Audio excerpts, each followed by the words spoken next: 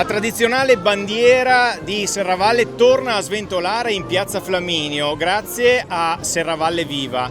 Come è andata? Come si è arrivati alla giornata odierna? Non è stato difficile, noi abbiamo sempre avuto in carico il simbolo di Serravalle, la nostra bandiera, a cui siamo affezionatissimi. Se non sbaglio, mi dicono i miei predecessori, ne avevamo già usate due. Durano circa 10-12 anni, però con il vento di Serravalle si logorano facilmente.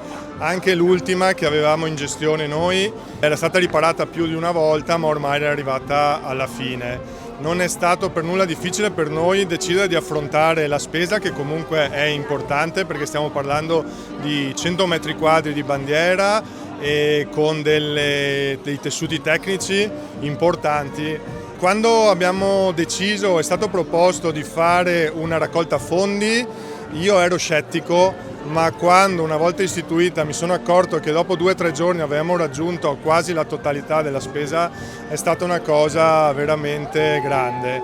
Sapere, lo sapevamo già, ma vedere che i serravallesi, i vittoriesi, i nostri amici hanno di tasca loro contribuito volentieri a questo acquisto ci ha dato un'enorme gioia e anche una spinta per continuare. Adesso la genesi è stata lunga perché l'abbiamo dovuta richiedere, è stata fatta su misura, finalmente siamo riusciti a portarla in questa giornata particolare che coincide anche con una prima pedonalizzazione della quale non eravamo al corrente, ma crediamo che da cosa nasca cosa e anche questo può essere un contributo di tutti per la nascita e per la rivitalizzazione, se ne fosse bisogno, del nostro quartiere. Quindi una partecipazione corale nel creare questa nuova bandiera, un nuovo simbolo diciamo per Serravalle, che ha visto oggi una partecipazione veramente notevole da parte del pubblico che ha voluto prendere parte a questo momento inaugurale.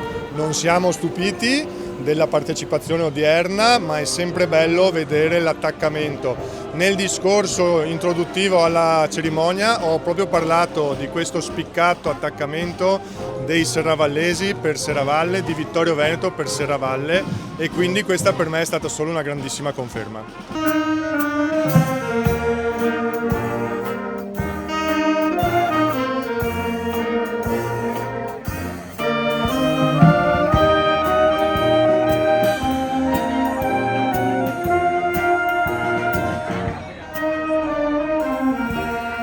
C'è stata la partecipazione anche del corpo bandistico di Cappella Maggiore.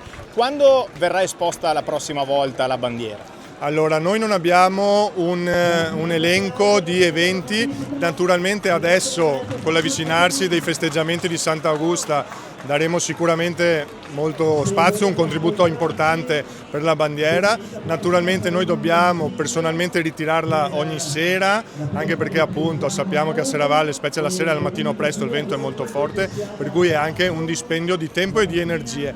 Comunque la nostra bandiera è sempre a disposizione, in primis per le nostre manifestazioni, ma anche a chiunque ne volesse avere la concessione per un giorno o per 2 giorni.